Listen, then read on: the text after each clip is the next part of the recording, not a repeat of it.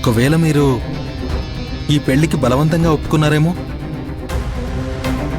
నన్ను పెళ్లి చేసుకోవడం మీకిష్టం ఉందో లేదో తెలుసుకోవడానికి మిమ్మల్ని రమ్మన్నాను.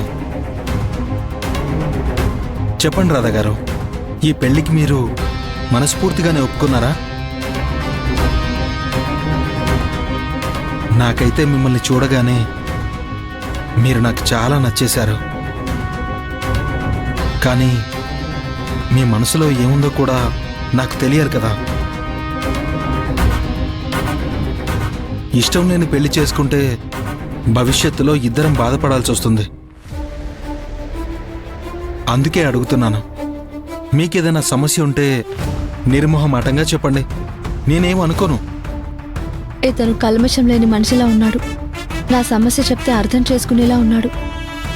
వదిన కూడా విషయం దాచకుండా చెప్పేయమంది. శ్యామ్ గారి గురించి చెప్పేనా? ఏం ఆలోచిస్తున్నారండి?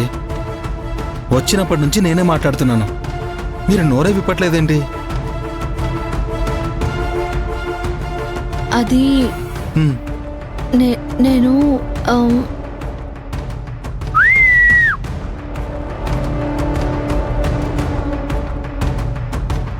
రే పాప మన వంకే చూస్తుంది రోయ్.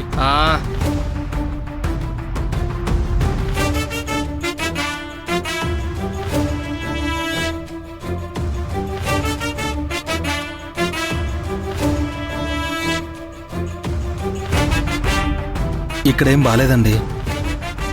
మనం ఇంకేదైనా మంచి ప్లేస్కి వెళ్ళి మాట్లాడుకుందాం పదండి.